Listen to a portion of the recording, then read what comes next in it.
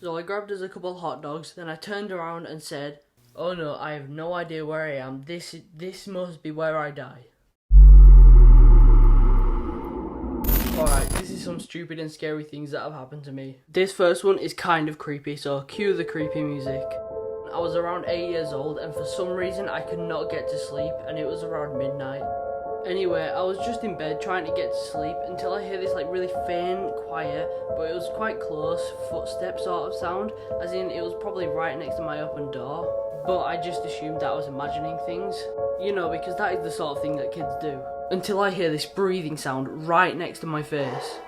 But I just keep my eyes closed until, listen, nothing. Complete silence. There was not a single sound. I then opened my eyes and there was just nothing there. I have no idea what I did after that. I probably just went to my mum and dad's room. I was 8 years old, to be fair. And I don't know if I was just imagining things as a kid, but that's what happened, I guess. So when this one happened, I was on my way home from school, and I don't usually do this, but I saw a scratch card on the floor, so I picked it up, and it said I'd won £50, which was pretty cool. So we decided we'd ring it to my friend's nana's, because she literally just lived down the road from the shops. And obviously we were 13, so we weren't able to bring it in ourselves.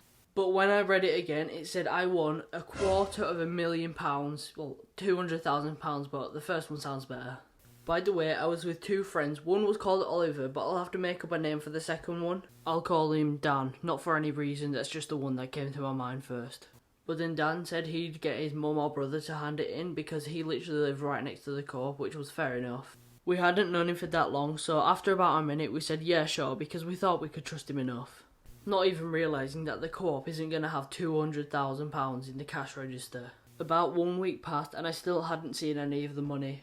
I'd ask him, but he'd just make up a stupid excuse, like it was shipping from America, because UK pounds will be coming from a place where they use US dollars. Makes sense, right? So it came to this final day and I just said, am I going to see this money or not? And he told me his mum will ship me it through Facebook. At this point it was completely obvious that he was just lying to me. But I just said okay and then walked away. Until later that day I decided to go to his house. Because I don't know how I did not pick up on this straight away, but he said don't come to his house because his aunt was there or something.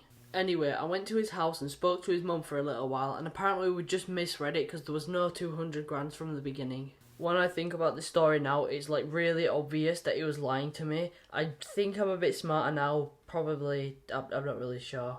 But I guess well done to him for keeping it going that long. For this story, I don't actually know how old I was, but I think I was under 10 years old, and I was at a car boot sale with my mum, just trying to get rid of some random stuff that we had. And about halfway through the day, we were quite hungry, so I said I'll just get her some hot dogs from the food truck. So my mum gave me some money, because obviously I was just a 9-year-old. So I grabbed us a couple of hot dogs, then I turned around and said, "Oh no, I have no idea where I am. This must be where I die." So after aimlessly wandering around for probably 10 minutes, I saw this old lady and just assumed she was nice because old people are usually nicer. She told me she'd try help find my mum. By the way, my mum drives a big blue VW Transporter camper van, so I have no idea why it took me so long to find it. But after about 10 minutes of looking at random blue vans, we eventually found my mum. And luckily I did survive. I'm not too sure how though. Moral of the story: don't believe everything you hear or everything you see. In other words, don't hate the player, hate the game. Right, I just wanted to hop on here real quick and say we're nearly at 50 subscribers, so thanks for that. If you enjoyed this video, please give it a thumbs up and subscribe with notifications on. And if you want, just leave a comment of anything that you want to see on this channel. I'll see you guys next time. I'm out.